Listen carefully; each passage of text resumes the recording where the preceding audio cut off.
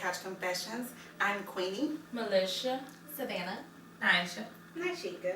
Bethany. And we are The Ladies of the Red Couch. Today we will be talking about the baggage that is left behind from traumatic experiences such as rape and child molestation. Many of us here on the panel have experienced one or both of these situations, and we're just learning or trying to learn how to deal with these things. With Bethany's situation and Naisha's situation, we're kind of learning about the comfort that you can sometimes feel from the people that are doing these things to you.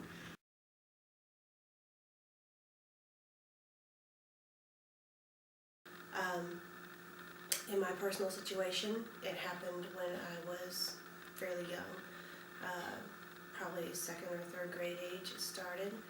As a member of my household, and at the beginning it was,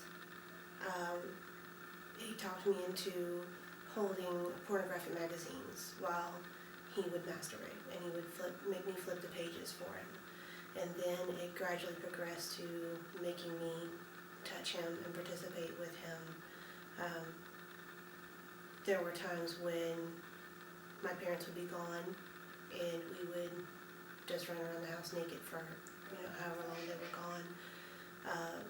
There were times when there was touching and kissing when my parents were just a few steps away. It carried on for a course of 3 to 4 years, almost into my middle school years.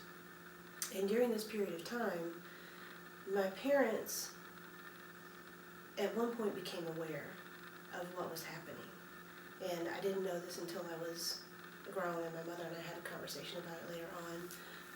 I knew that they had caught us in some compromising situations that maybe raised an eyebrow, but they weren't really sure what was going on. I never knew until I was an adult that there was actually a time where they knew completely inappropriate things were happening. And at that point, my father talked my mother into letting him handle it, rather than reporting it to the authorities and having it taken care of that way. He assured her that we would never be left alone together again, and that he would have a conversation and it would be taken care of.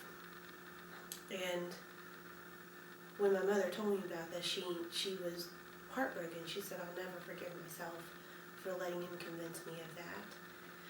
But I told her, to my recollection, I didn't recall there ever being a pause in what happened. So it wasn't as though what was said made any difference, and she couldn't feel bad about it.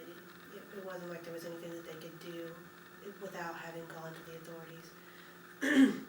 But I remember probably 7th grade, my mom having a conversation with me and asking me about what was going on, if there was something happening. And at that point I finally told her. At this time he was taken into custody and he did serve jail time. And it was never something that was done. There was only one occasion that there was a time that it was a violent sort of situation for me. It was friendly. It was something that he convinced me to do, and my body responded. And there were times when it actually was enjoyable to do. I wasn't old enough to understand that it was still a violation, that it was still something, that was so very, very wrong. I knew that we weren't supposed to tell my parents, but I didn't get it on that kind of level. So Bethany, how was the level of comfort that you received, from your, guess we're calling them a molester? Yeah, you would. It really was a thing of, this is not a violent thing. It was never something that I was, held down and forced into. There was only one instance ever in the years that this went on that I was actually pushed into trying to be made to do something that I, absolutely physically, violently resisted. And even that didn't go terribly far, because that wasn't the type of environment that person created. It was, let's do this, it's something fun. And kids will do things they know are wrong to their parents, but not necessarily wrong to them. So I understood that it wasn't right and that we needed to not, my parents didn't need to know about it, but I didn't understand that it was wrong, that we shouldn't be doing it, that it was so terribly a violation of who I am as a person. It was made to be, just something we snuck around and did, and it was fun.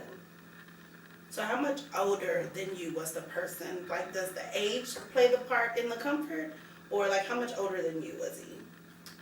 He's 8 years older than me, but I don't know if I felt like that played into it necessarily. The relationship was already there, I knew this person, they were close to me. I didn't have any reason to be scared of them, they never hurt me. Did you have a crush on this person already? You know how as kids you might have a crush No, on someone? no, it wasn't that kind of circumstance at all. No. It wasn't a situation where anything romantic could ever have been a reason for it.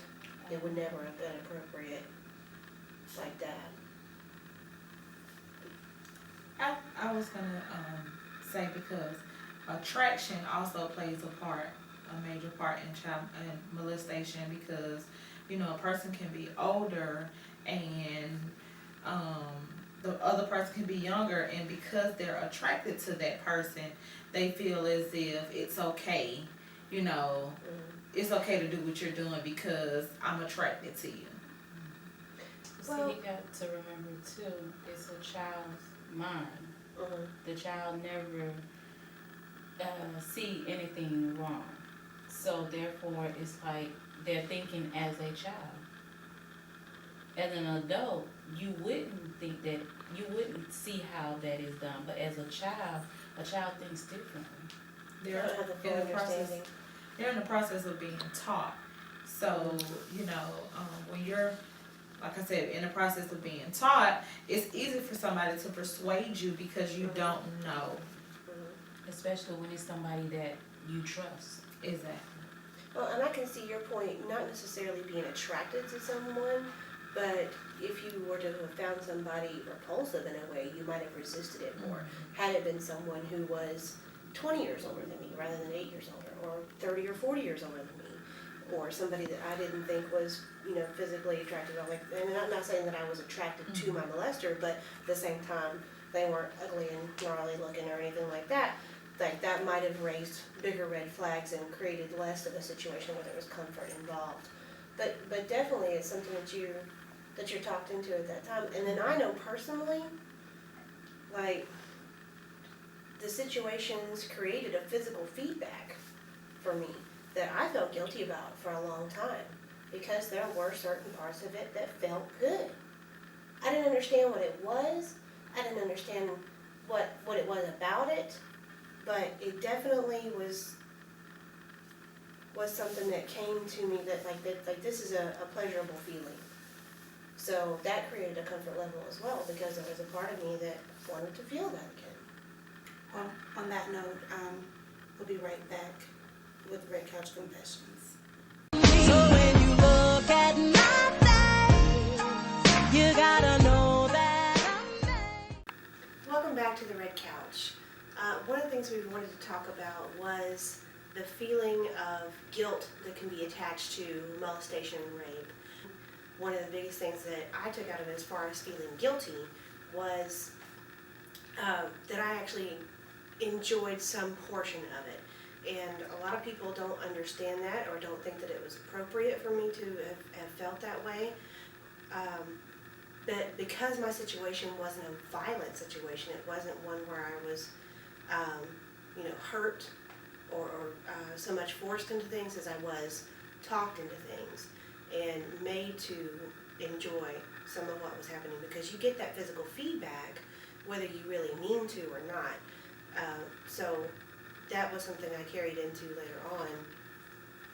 So was part of this my fault? Did it happen for as long as it happened because I didn't make a bigger fuss about it, or because I did come back and enjoy part of what was happening because I didn't understand how my body was responding to it? I didn't know why I liked it or what it was I liked, but there was portions of it that physically felt good.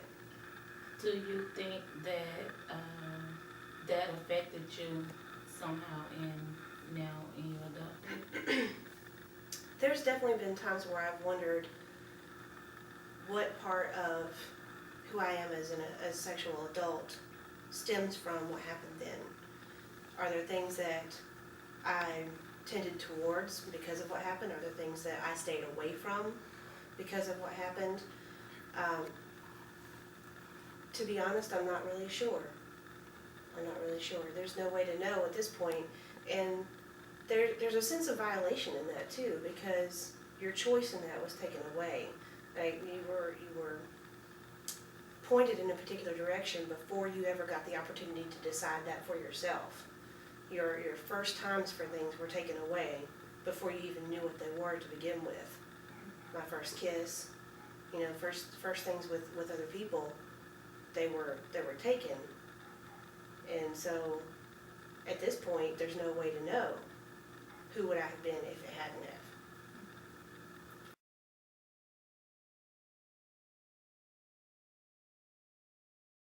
I can remember a time where I'll say about maybe 8 or 9 years old, and someone who was actually staying with us at a time would just wrestle around with me a little bit, and just always hug on me, and I didn't think anything of it at the time. I just thought that we just would play all the time.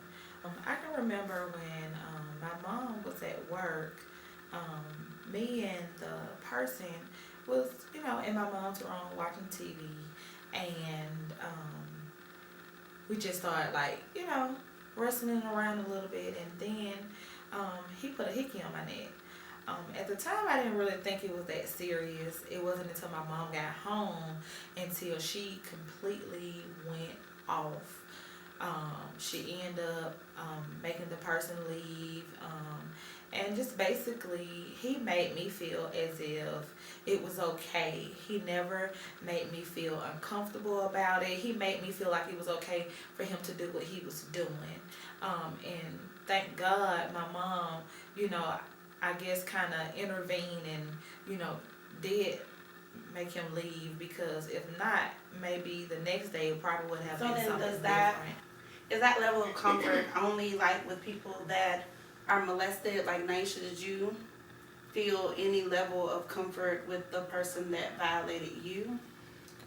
In my case, I felt very comfortable. I was about probably 8, and we would wrestle all the time. We would, just kind of touchy-feely, not in a bad way. I didn't think it was a bad way, but it was mostly hugs and, give me a kiss on the cheek type of thing. So when he did put the hickey on my neck, I didn't feel any kind of way about it. I felt like it was just a playful thing. And as I look back at it now, it bothers me to think that, man, he really could have taken this really far. Like, if my mom hadn't have put a end to this when she saw it, maybe the next day he would have said, okay, well, her mom didn't say anything about it, or, she was okay with it. Maybe I'll take the next step. So I'm just grateful now that my mom did intervene. And I kind of really don't feel too bad about it. Well, I didn't then.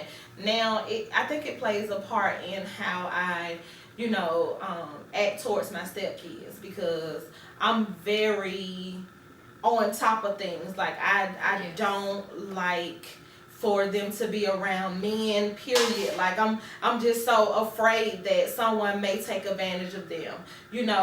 I'm afraid that somebody may coerce them into doing something like, oh, let's play a game. Because, a lot of kids played house when they were younger. So, it's just like a normal thing for people to do. But I just don't want an adult to feel like they can use that and take advantage of them. And I think that's how it kind of throws me off about the whole comfort level, because rape is violent. It's brutal. It's invasive. And I guess you can feel somewhat okay with a person that's molesting you if you have that trust relationship with them ahead of time, because I remember there was a female that we played house, and she was older than me, but we did things that you probably shouldn't do when you're 9 and 10. But I never looked at it like she was molesting me. But listening to y'all, I'm like, I'm mad because you touched me the wrong way or whatever. You know what I'm saying? That's how it was for me. Yeah, and It's the manipulation, because you got to think about the age. Yeah. You know, the age range. These are children that these are adults that they are trusting. So this is a child thinking that they are trusting an adult, which is easily manipulated. You know, Right. that's But even with other children, Yeah. but even like with other children that you play house with, you think it's okay. Like, oh, we're just playing. We doing the things that we see on TV. Exactly. But I think like it's important, because even with my nieces, I talk to them, and my youngest niece is 11. I talk to them about sex. And I have those conversations with them about if somebody touch you or, things like that, because I think about it, a lot of this happens when you're young. Yeah. And you don't really know Before that you- my cousin's not supposed to touch me like this, or my mom's friend's not supposed to be always hugging and kissing all over me. I don't like over affectionate people. When it comes to over affectionate adults, to me, it sends up a red flag. I don't trust that. Yeah. It's like, no, you shouldn't touch a child like that. A child shouldn't be hugging and kissing all over you. And I don't even like to see little girls in grown men laps. Well, I I think have it's a more problem with that too. That I drives me nuts. Like after a certain age, a little girl should not be in a man's lap. correct. How old do you think? I'm thinking like 7, Oh, 8 yeah. years old. No, you need to get your own chair, little girl. I'm gonna either go further. I'm gonna say 5. Not only that, I think they're just sick. Because I've seen, and this is just movie wise, I've seen on movies where, she kind of, she wanted it. Now, like, how can a child want something? It's just kind When they don't know what you're giving them. aware of Yeah. what's going on. They're not Exactly. aware of it. They don't Yeah. really know. Well, going back to that trust level and that comfort level and that manipulation, to me, that's something that we have really got to, as a society, become more aware of happening. Because if you talk to the professionals in these fields that are dealing with these crimes that are being committed, they will tell you over and over and over again that it's people who are close to you. It's people you already know. It's people you're related to. It's people you think are trustworthy. Right. It's people that you wouldn't be afraid to leave your child with. So you do have to have those conversations with your kids to tell them what's okay and what's not to make them scared of everybody that tries to give them a hug, but to let them know this is where the line is drawn, and if anybody, it doesn't matter who they are, if anybody crosses that line, you need to let someone know it's happened, because that's not okay. Because it just so often, especially when it's family members, gets swept under the rug because no one wants to hurt the people that they love and care about. They don't want to see them suffer. Or the shame of the family. Yes, or very any much of that. so. They're like, oh, we're going to take care of this within the family. It doesn't have to go outside of the family, but they don't realize the damage that is done. At the time all that came out, it was middle school. I was starting to have those kind of interactions with other children my age anyway, the more normal boyfriend, girlfriend type situations. So it wasn't really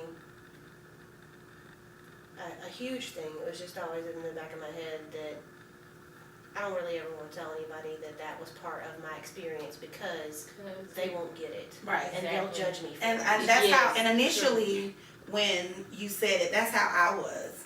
I was like, how do you like somebody violating you in that way? But I think I better understand it now when it's somebody that's close to you, or when it's like a friend of the family, or even Somebody like that a you cousin, trust. somebody that you trust, and you don't know why your body is responding to this, Exactly, because that's it's a what it feeling is. you've never had before. Right. So it's not that you like the fact that they, violated you, but it's the reaction from the body Yes, that kind of it's a throws the whole reaction. thing off, and that's what was throwing me. I was like, It There's probably no don't know way. the difference. Your body doesn't know the See, difference because it unless wasn't it's being. brutal. It wasn't Yeah. nothing that was like forced on her. Right. It wasn't brutal. She was manipulated into it, but it wasn't forced on her. Right. So it wasn't brutal.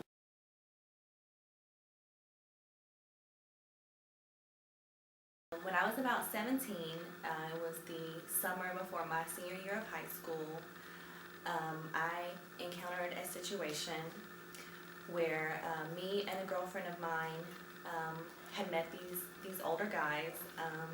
Unfortunately, since I never really had a good father figure or a male role model, I always found myself at an early age looking for older men's approval, which led me into some bad situations.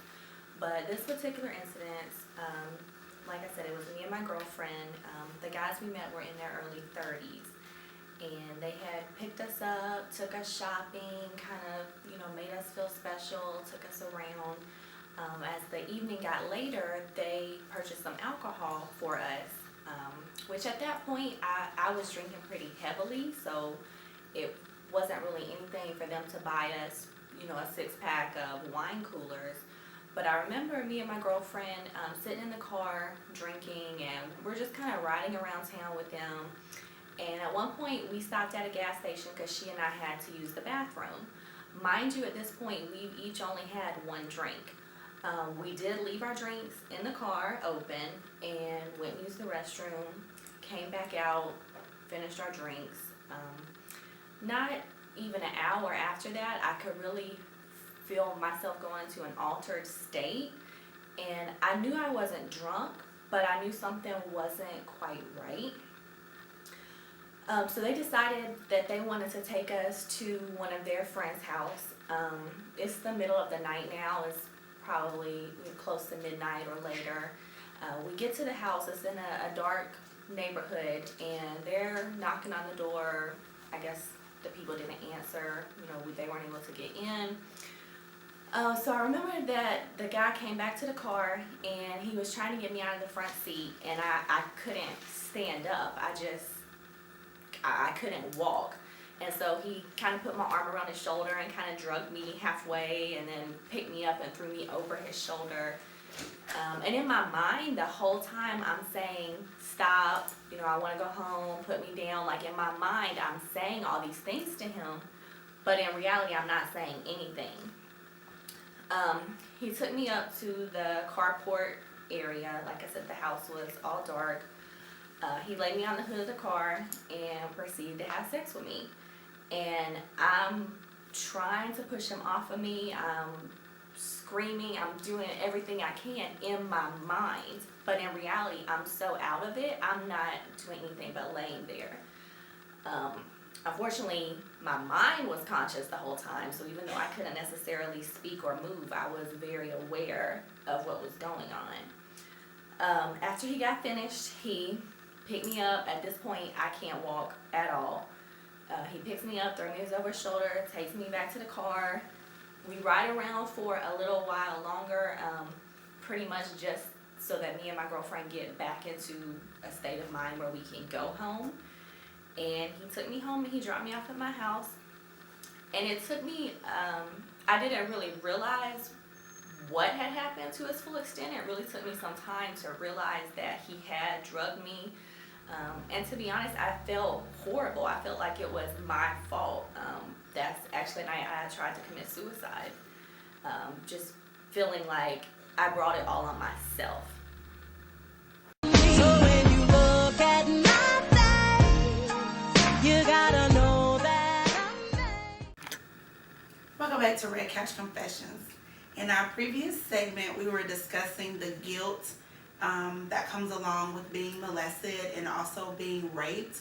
And I think I wanted to kind of address Savannah in regards to her situation as far as it being date rape. Was there any level of comfort that you felt in your situation?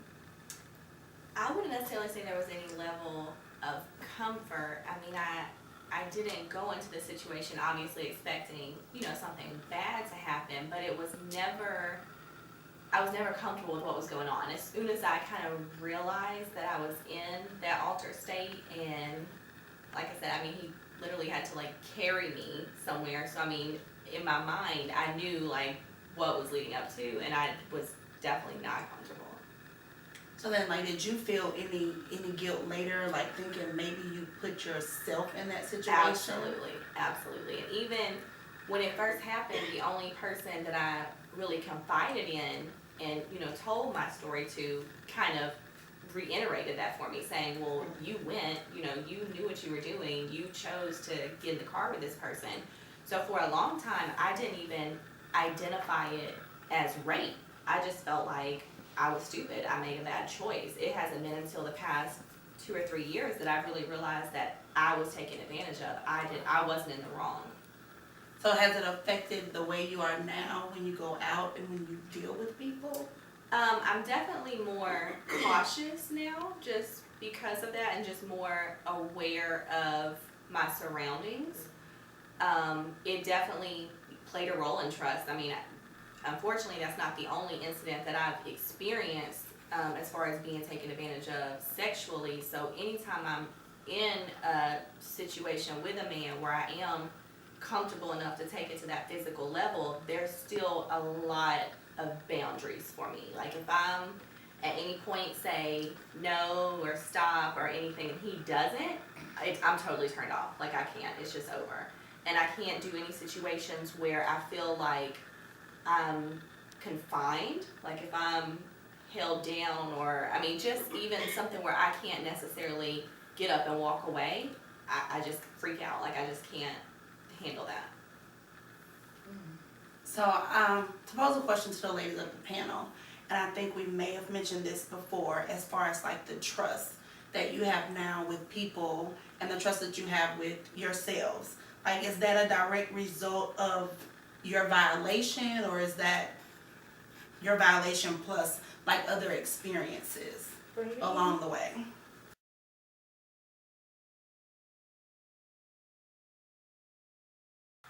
I have been molested on 2 different occasions, both times by people who were close to me. The very first time I was 10, 11, and I was at a close relative's house, and they went to the store. And he came in, grabbed me, trucked me into a room, locked the door, grabbing my breasts, throwing me on the bed, threw me to the ground, and stood over me, ripping down his pants. It's like, you're gonna get up and you're gonna do this, or I'm gonna beat your behind in here. Nobody can come help you, nobody can save you, and nobody will ever believe you. And I got out of that situation because a close relative came in and saved me that day. Until later on down the line, that same person that saved me ended up molesting me. For me, I think it's a direct consequence of the things I've been through and the traumatic experience for me of having someone that I did trust 100% without a shadow of a doubt. Never doubted anything that was said to me, never thought to doubt anything, any action or any decision that he made. I never second guessed it, ever.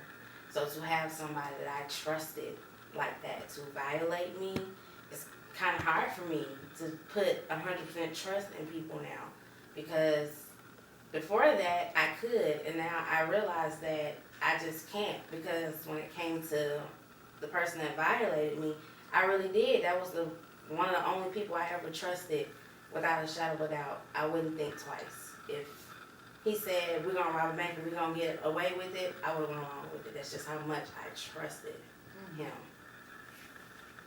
Bethany? I suppose there's some of that involved. I think the trust issues that I have are much more related to my relationships after that, and the relationships I've seen around me, and the way I've seen other people treat the people that are important in their lives, and it's just made me feel like everybody at the end of the day is going to act the same way. So I know it's not necessarily a fair thing to say, but it's just the sum total of my experiences. So I don't know, I don't really directly connect the sexual abuse to a lack of trust. because in my mind, that was confined to a particular person. So I don't expect for everybody to do that to me or treat me like that. So not in that particular situation. Well, I feel my issues with trust stem from past relationships. It's hard for me to give 100% of myself to anyone again because I have done it before. Not once, I mean twice, just I've done it before and have always been let down. So now I don't feel like I can ever give 100% of myself. And I definitely think my rape and sexual abuse has played a role in me distrusting, but for me, that's not 100% it. I like what Naisha said, or I like what Anissa said about how whatever that person told you, you would believe it. And I mean, I've been in that situation where, I mean, whatever they told me, I would put my life on it. Like, I believed it 100%. And then to find out that that is not the case, that really changes your world. Well, my trust issues don't come from my experience because, like I said, up until a few years ago, I was just reminded of the incident. It wasn't something that I, dwelled on day and night. It didn't destroy my life. But my trust issues come from just past relationships, just kind of seeing people for who they really are.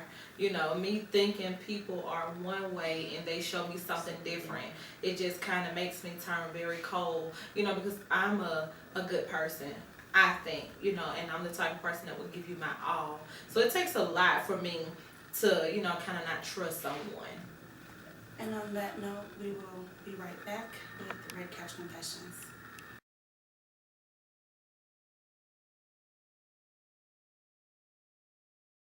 I was raped by 3 guys that I had been in school with for about 5 years. I grew up with these guys. They lived in my neighborhood and, of course, went to school with me.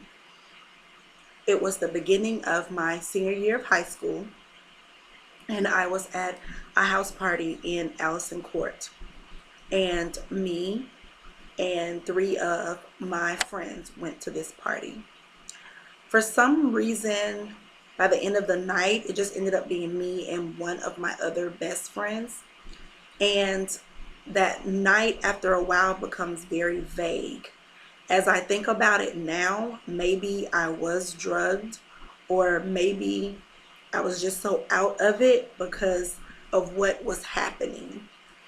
I remember us being forced into a room, and she was forced to stay on one side of the door, and I was dragged into the other room. My first thought was that it was a joke. Like, I knew these guys. They were those kind of guys. Your teenagers that rob people, sell drugs, smoke weed. They were those kind of boys. So initially, I thought it was a joke. And after a while, I realized it wasn't, and I wanted to get out of the room. The next memory that I have of this night is they began to kick me and punch me, and I was thrown down onto the floor. And I could hear my friend yelling from the other side of the door for them to let me go and to stop in all of this. And I could just hear someone else who was over there with her telling her to shut up and mind her business, as if maybe somebody was blocking the door, but she couldn't get out even to get help. I remember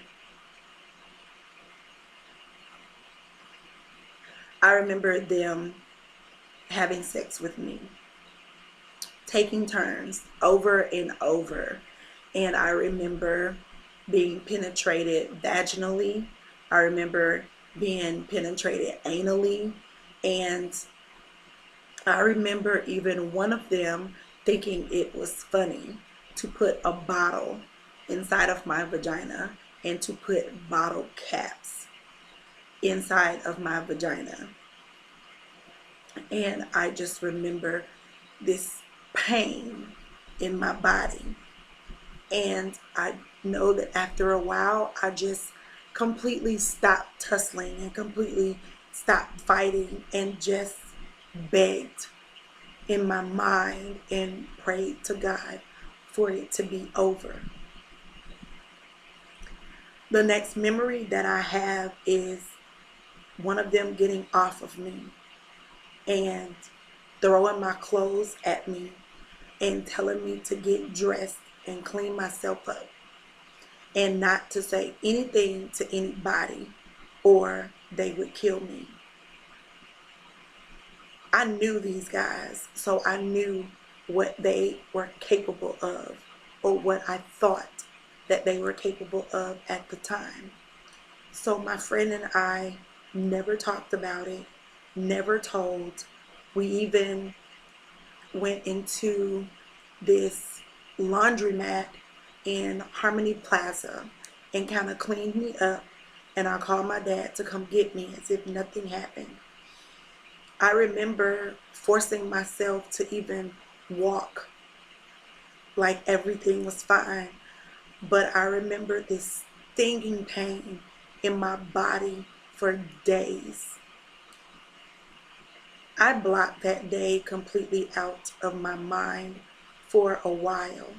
And then I started to hear rumors around the school that these boys was bragging about running a train on me, and people were talking about me. People that I thought were my friends were believing this as opposed to, maybe this couldn't be true. Maybe this isn't the case. Like, there's no way that Walteria, the smart girl, the funny girl, will all of a sudden, who's not acting smart anymore, not acting funny anymore, would allow boys to run a train. And I remember thinking that I just wanted it to be over. I took a lot of pills that morning before I went to school. And I remember kind of being in and out of it during the day. And then I remember some girl coming in the bathroom screaming. And I was on the floor. And then I remember ambulance. It was something that I will never, ever forget. So when you look at my face, you gotta know that I'm made. Welcome back to Red Couch Confessions. I just want to say that a lot of issues stem from being raped or molested and violated. I know in my situation, I developed some insecurities. I developed anger. There was a time even I would have considered myself a liar in regards to trying to hide the person that I had become after I was raped. I actually think it goes beyond anger. And I developed low self-esteem. I wasn't very happy with who I was.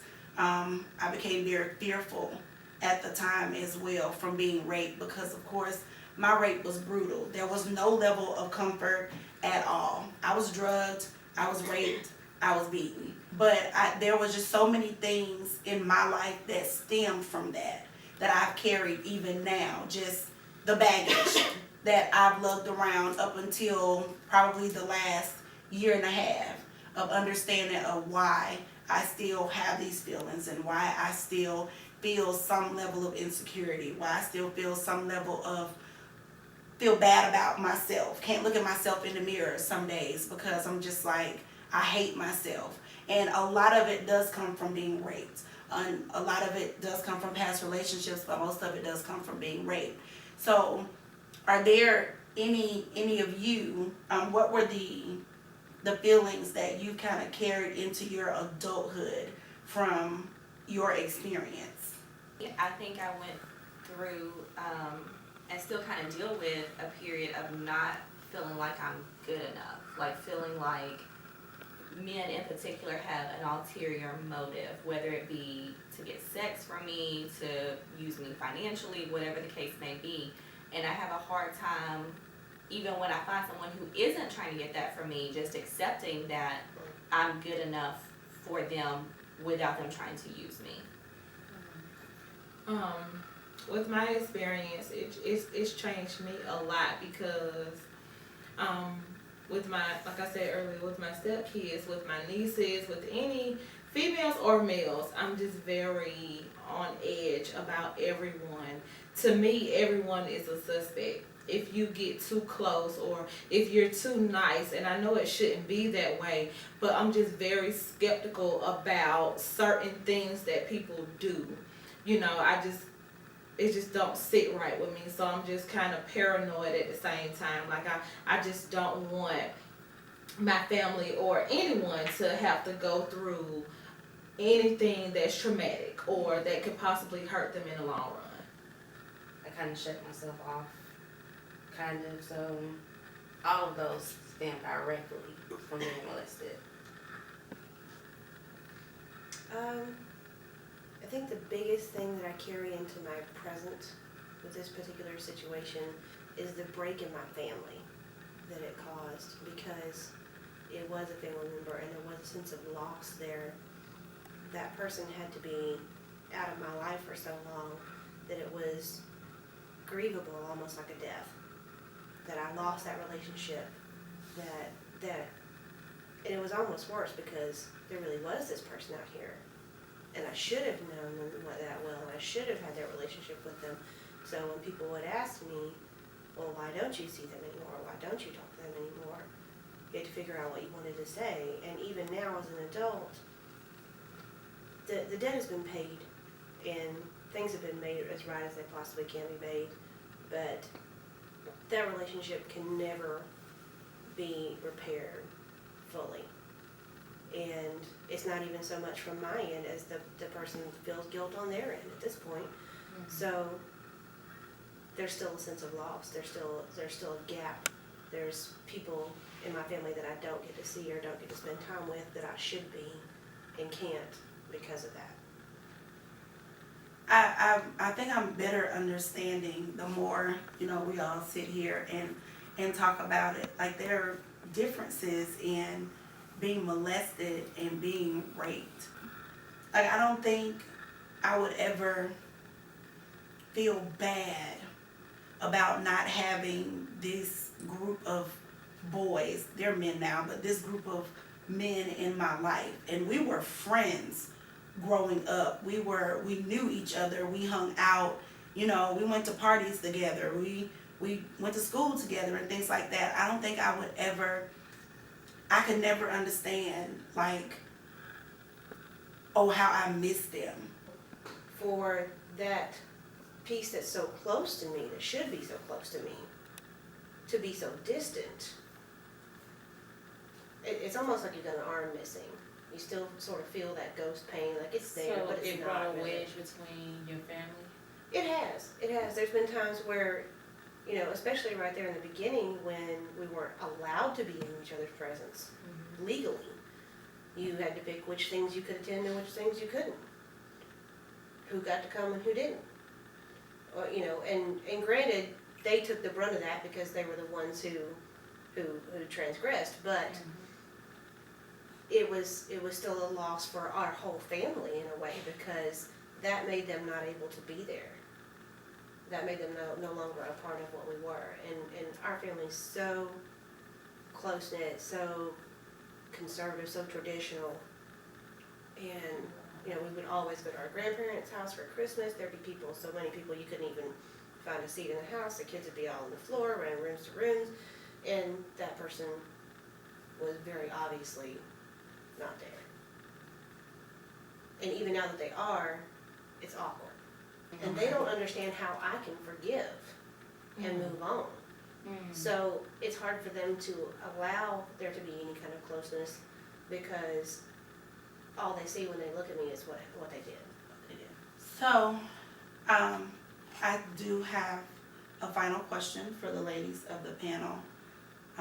With my situation, I know that I am very protective when it comes to my nieces that live with me. Mm-hmm. And when I was raped, my parents didn't notice that there was a difference in me. And they noticed the difference, or maybe they just couldn't relate, what could have possibly happened to cause you to be this way. And I know I look for changes in my niece's behaviors, and even in my nephews, nieces, children that I'm around on a regular basis. If I notice that their behaviors are changing, like if they were a straight A student, all of a sudden they fail in school, or if they used to be outgoing and now all of a sudden they want to stay in the house, I pay attention to things like that. Does this particular situation change how you are with your daughter or with your son? Like, do you pay close attention to what could happen with your children or your stepchildren, or even with like your niece and your nephew, like would that change the way you parent from what you dealt with? Yeah, I definitely am very aware of a lot of things. I like with my niece now, she's 1, and I hate for my sister to be like, oh, I let her go over so-and-so house, because I'm like, hold on. Even so when she goes over her granddad's house, I'm like, well, do you really know him like that? I'm just so... A granddaddy? Yeah, but it happened. But no, I feel you. I'm just... And so she's like that.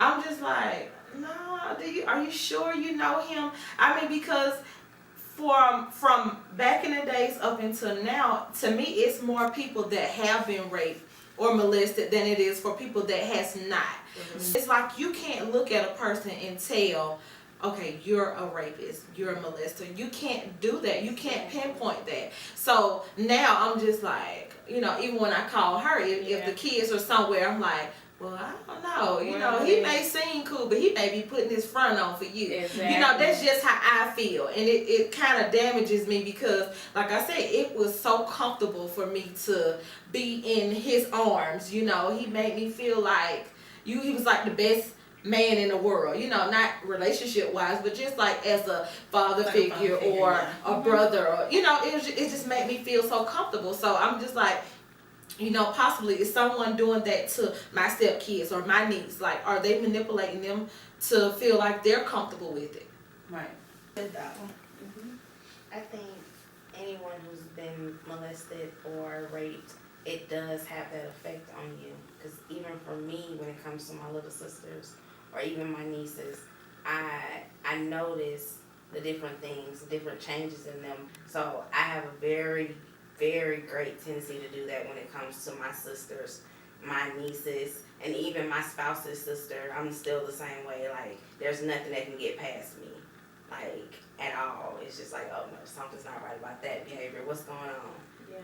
Automatically, it opens your eyes, and because of that situation, now I'm able to see my sisters, my nieces, and catch stuff before it gets out of hand. For me personally, I don't have kids, so I mean, I feel like, when I get to that point, like, yes, I do feel like that's something that I would be paranoid about. Like, it's almost something where you don't want to be too paranoid about it, but having been through my situation, I kind of feel like I would be. So I guess I have to cross that bridge when I get to it. I think at the end of the day, we want to be able to know when things are going on with our nieces, our nephews, our children. It is not always the case because sometimes things don't change. And I think with my nieces, I'm constantly in prayer about things like this. Like, after being raped, and I've been raped twice, I've never looked at the situation with the girl, like I said before, as being molested, but I was molested too, obviously. I know I spent a lot of time wanting to blame my parents and being angry with my parents, and this is a part of the baggage that I was able to maybe release a long time ago. I carried a lot of anger with my mother for not seeing that there was a difference in me. I was a straight A student all the way up until I got raped. And my parents didn't even find out that I was not walking with my senior class until the day before graduation. Because I had stopped going to school. I had started skipping classes. I didn't want to go back to school because after it happened, they were at school bragging about running the train, and I was too scared to say they drugged me and raped me because I got threatened. You know what I'm saying? I feared for my life because I knew the kind of boys they were. But I spent a lot of my years angry with my mom for not being around to see that there is something in my daughter that is different. But I eventually became to understand I can't always blame her. I can't always, you may not even see the difference because we can still be carrying on the way we normally carry on, because when I thought about it, I was putting on a front in front of everybody else like I was fine. Until the day I tried to commit suicide, everybody assumed that Terry was okay. And maybe, you won't be able to tell. And maybe you won't be able to know that these things are happening. And I think it's all about being, staying in prayer, because this is serious. I never knew that there were so many people that had been molested, so many people that had been raped. When it happens in families, they try to hide it, because it's like, how do I go against my nephew? How do I go against my daughter or my son or my sister or my brother? Like, because there's a different kind of love and a different kind of bond that's there. And I just think, I have no idea how to be, it's hard for me to be sensitive to people that do it, because I've never been in a position where I had to be sensitive to the person that has done it to somebody.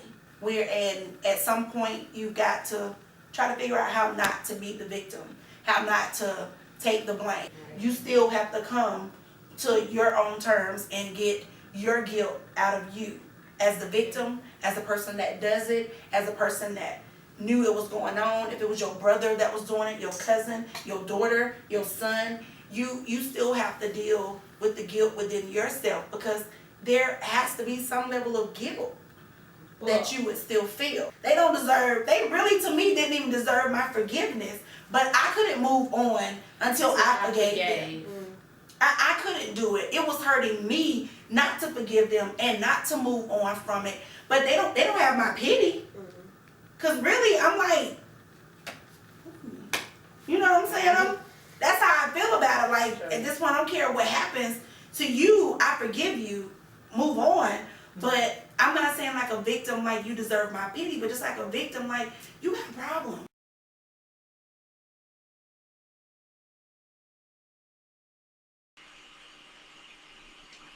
Hello, my couch potatoes.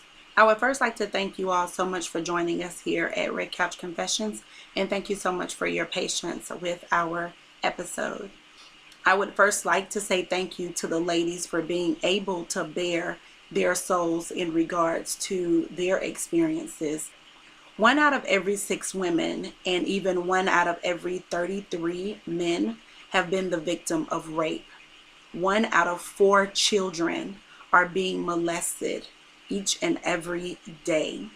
I thought that I would share with you all an email that I received from one of our viewers. It was a very touching email, and to the person that sent it, I thank you so much for sharing your story with us, and I hope that we're able to help you through whatever it is that you are dealing with and the baggage that you're still carrying around from your rape.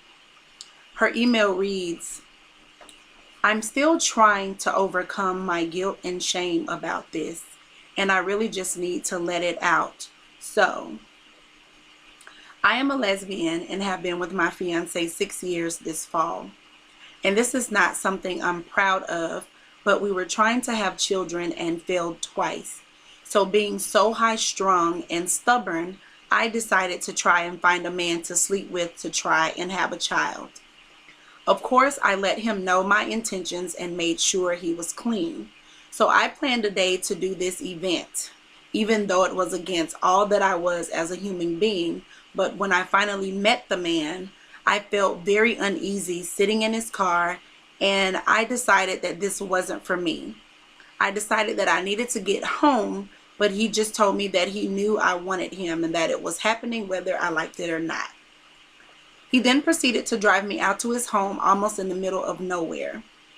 I was terrified and scared for my life, so I played along to keep him happy and not hurt me. I tried to message for help on my phone, but the service was out in the area and I didn't know where to run to if I tried to jump out. When we got to the inside, I was shaking like a leaf and kept from giving him eye contact. Even though I pleaded to go back home and forget about it, he didn't talk much but kept right on at what he wanted. 2 hours later, I was sore and broken mentally.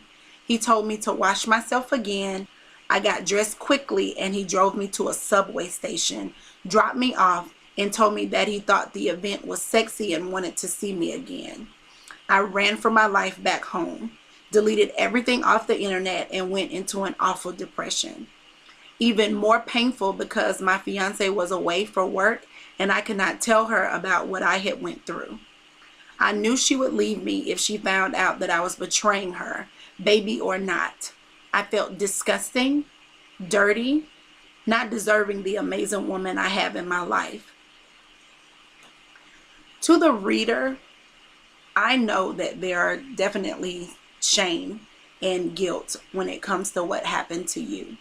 Regardless of whether you initiated the event, you did decide that you didn't want to go through with it, and no is still no. I would advise you to tell your mate. Maybe she is more understanding than you give her credit for, but it is important to share this with her. It's very hard to go through life when you're holding on to things such as this.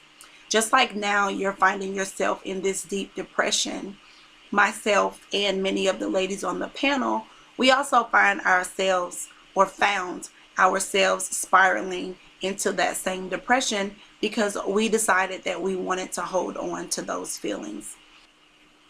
Many of us here on the panel did not take the proper steps that you should take after being raped or molested. The first thing I would just advise anyone that is dealing with this or know someone that is dealing with this, just know that it was not your fault. Self-blame is common, and I would just like you to know that you are not responsible. The only person responsible for what happened is the person that committed the crime. Also, it does take a lot of us time to rebuild trust. Most molesters are people that are close to you. So those are people that you feel most comfortable with. And once that trust is broken, it's hard to find the ability to trust people again. Just know that it's not easy to rebuild trust. Trust, just like everything else, it does take time. If you are finding it hard dealing with your situation on your own, talk to someone, anyone. If you're not ready to even discuss it with another person, get a journal and just write how you're feeling.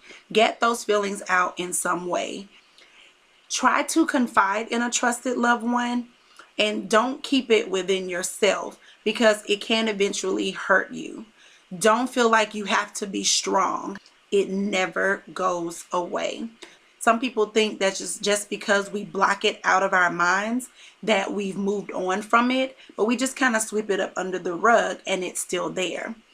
Rebuilding feelings of safety, trust, control, and self-worth can take time.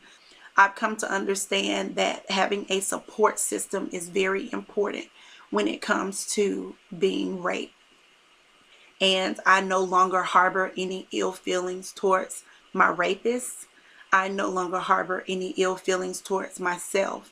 I am now able to look at myself in the mirror and begin to love who I am and begin to appreciate who I am. And I've come to understand that it wasn't my fault. It is not your fault that people are violating you and that people are taking from you the one thing that you should be able to hold on to until you're ready. You are not the blame. And I hope that this has been a help to someone. Many of the ladies on the panel, this is their first time ever sharing their story. Just being able to talk about it has been helpful for them. Everything about recovering from a traumatic experience is about taking it one day at a time. And that's what we are here to do, to support one another and love one another through the pain and through the baggage that being raped and molested has left behind. Thank you again for joining us here at Red Couch Confessions. So when you look at my face, you gotta know that I'm made of everything.